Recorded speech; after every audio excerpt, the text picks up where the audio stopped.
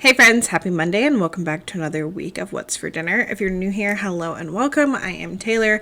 I'm a stay-at-home wife and mom, and I share What's for Dinner videos just like this pretty much every single Monday.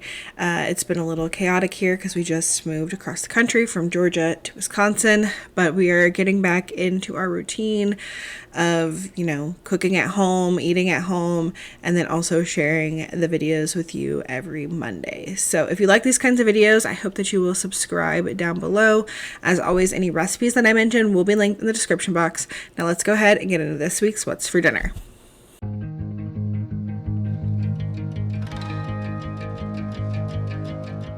Starting off with Friday night, we had Mississippi chicken thighs. This is just like a variation of the Mississippi pot roast, and it's just as good and definitely a family favorite. I'm starting off here with some baby potatoes that I put in the bottom of my crock pot, and then a whole 2-pound bag of carrots that I cut up, and then I sprinkle on half of the ranch seasoning packet and half of the au jus packet. That way, the vegetables in the bottom get some of the seasoning as well. And then I put half of my stick of butter sliced on top of the vegetables, and then I'm going in with some boneless, skinless chicken thighs, and then I sprinkled the remaining seasoning packets on top of the chicken. I also placed the rest of the butter on top of the chicken, and then I'm going in with some banana pepper rings, or you can do pepperoncini peppers, whatever you prefer. This is what Aldi had, so this is what I'm using. The flavor is pretty much the same to me. And then I cooked this on low for about 6 hours, and here's how it looks afterwards. And then I always do some rice on the side of this as well. My family loves it over rice. And then you shred up your chicken and you've got your meat and your veggies, and it's really good. My family, I think the carrots in this are their absolute favorite way to eat carrots. Saturday we had a family favorite, which is Cowboy caviar and cilantro lime rice, and then chicken skewers from Aldi. We actually tried the pollo asado ones this time, and they were good, but not everybody's favorite. We definitely like the chili lime ones better. And we had Elijah telling y'all whose plate was whose, but yeah, that's what we had for dinner Saturday. Okay, so this is Elijah's, this is and this is mine. And these are the chips that we really like. If you've seen that grocery haul where we get those chips, and we talk about these really good chips from Walmart.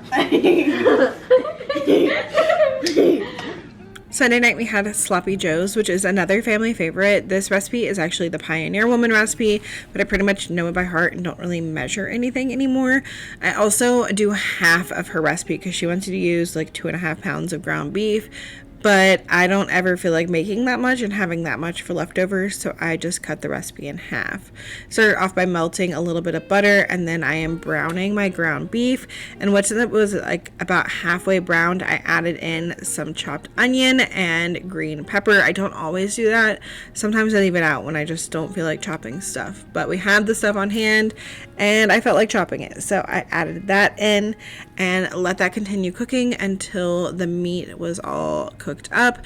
And then if you have a lot of excess grease, you can drain that off, but I did not because this was pretty lean ground beef. And then I'm adding in ketchup and brown sugar and garlic powder, chili powder, dry mustard, red pepper flakes, a little bit of water, salt and pepper, Worcestershire sauce, and hot sauce. And I gave that a good stir, and then I just let that simmer over medium-low heat for about 10 minutes, and some of the liquid evaporates and it thickens up, and then it's ready to serve. We serve this on top of some Kaiser rolls, and the kids and Andy like cheese on there, so they had cheese. I think Lily did cheddar and Elijah did American. I just do no cheese. And then we had some tater tots that I cooked up in the air fryer, and then the kids and I had watermelon. Andy does not like watermelon, so he had some little grape tomatoes on the side. Monday night, we tried a new recipe for this rigatoni pasta bake. I saw this like at the beginning of May on TikTok, and I've been wanting to make it ever since then, but I didn't have the ingredients on hand, and I was trying to use up what I had before we left Georgia. So it's just been sitting in my save posts on TikTok until now when I am making it. So I heated up a little bit of olive oil, and then I am cooking up some onion for a couple minutes, and then I added in some minced garlic, and then I'm going in with an entire pound of Italian sausage and then also a pound of ground beef, and I'm going to cook that up until it's completely cooked all the way through. While my meat was cooking, I also brought some salted water to a boil to cook 1 pound of rigatoni. Once the meat was fully browned, I drained off any excess grease, and then I'm adding in 1 jar of marinara sauce and then 1 can of crushed tomatoes, and then I'm seasoning that however I like. I did some salt and pepper and some Italian seasoning and some crushed red pepper flakes, and then I'm just going to let that simmer for a little bit and then just taste it to see if you want to add any more seasonings. The final step to make your sauce taste really, really good is adding in a couple tablespoons of butter. So you'll see me add that. I learned that from Babish, binging with Babish and making like his homemade marinara sauce. But even if you don't do that, but you add more to a jar marinara sauce, adding a couple tablespoons of butter really helps with that. And I was happy to see that the lady who made this recipe recommended adding butter, because I was like, yep, I know this is gonna taste good. And then I'm adding in my cooked rigatoni pasta, stirring that all in, and we're gonna be transferring this to a baking dish. 9 by 13 is a little tight. I wish I had something just a little bit bigger, but we made it work. Made a little bit of a mess in the bottom of my oven, but it's all good.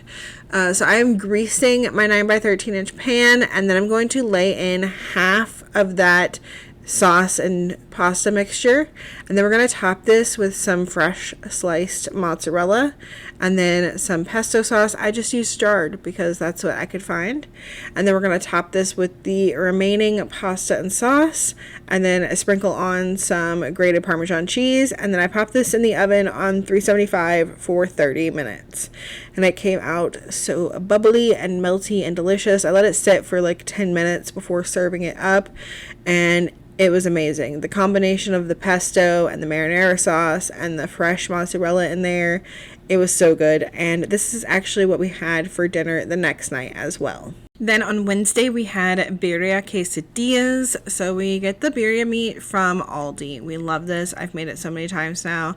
It's so good, and you really don't have to do much to it to make the meal. So I just add this to the crock pot with 3 cups of some beef broth, and then let it cook on low for 10 hours. And then after the cook time, all you do is take the meat out, shred it up if there's some big chunks of fat, take those out, and then you're left with the consomme and the crock pot and your beef to the side. You could make tacos. Tacos are more time consuming to make, so I don't usually make the tacos with it, but we do really like it as quesadillas. So I put some butter on my pan, and then I get some big burrito sized tortillas, put those on there with some of the quesadilla cheese, and then the birria meat, and then more quesadilla cheese, and I just repeat that process until we have enough quesadillas for everyone. To go with this, we just kept it simple. You've got your consomme on the side to dip your quesadillas in, and then we did some chips and salsa, and I also made some homemade guacamole, and that was really, really good. To add stuff to our consomme, I like to add cilantro and a little bit of onion. Elijah does not want to add anything to his. Lily does do the cilantro. She said next time she might do the onion as well. But yeah, these are our plates before we added any chips, salsa, or guacamole. But this was delicious as always, and it made leftovers. There's a bunch of birria meat and consomme left over. I just added them to a bowl, and I think I'm actually going to freeze it because we like birria soup with it, but it's a little too hot right now for soup, so I think I'm going to save that for another time. Maybe I'll pull it out and make quesadillas again, but for now I think it's going to go in the freezer. And finally, the last meal of the week was some TikTok feta pasta. We love this stuff. I have a casserole dish here, and I'm adding my tomato. Usually I would do like a bunch of grape tomatoes, but we were running out because people were snacking on them. So I ended up cutting up some Roma tomatoes as well and putting those in the casserole dish. And then I am drizzling that with some oil and then some seasoning. I did some Italian seasoning, garlic powder, salt, pepper.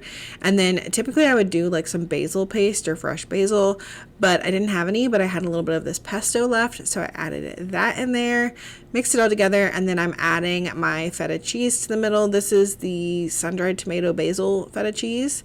Drizzled that with a little bit of olive oil, and then I stuck that in the oven on 425 for 45 minutes, and here is how that came out.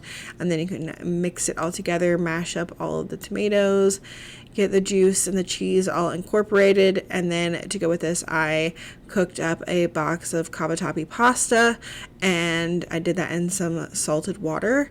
And then before like draining the pasta, I reserved a cup of that salted water. And then I added my pasta to the feta cheese mixture, and then, you know, to kind of thin it out, I added a little bit of the pasta water at a time until it reached the consistency that I wanted.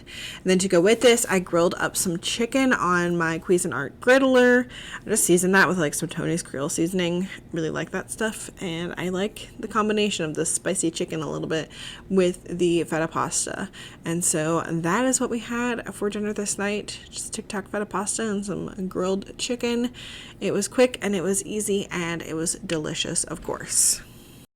And now it's time for our weekly member shout outs. We have made it to 20 channel members, which is just so amazing. You guys are the best. All of you, not even just the ones who are able to become channel members, all of you for supporting me and being so understanding with this move and my lack of posting. It just means a lot to me. If you do want to be a channel member, down below, like where it says subscribe and my name, there should be a button that says join. If you are on an Apple device though, you will have to go to like Google Chrome or Safari to view it. Like go to YouTube in the web browser or go on a computer, because Apple doesn't like let you do the join button through the YouTube app.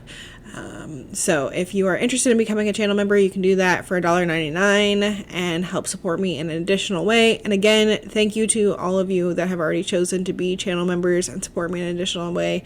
It really means a lot to me and my family. And that is going to be it for this week's What's for Dinner. If you enjoyed it, make sure you leave me a thumbs up and let me know in the comments down below if you plan on trying any of the recipes that I mentioned today, and leave a smiley face emoji down there in the comments as well to let me know that you made it here all the way to the end. I hope y'all have a great week, and I will be back on Wednesday with the next grocery haul. And then I'm thinking I'm going to have part 2 of the moving vlog to go up probably on Friday if I can get that edited. But Friday is my birthday, so we'll see. I hope y'all have a great one, and I'll see y'all in the next one. Bye.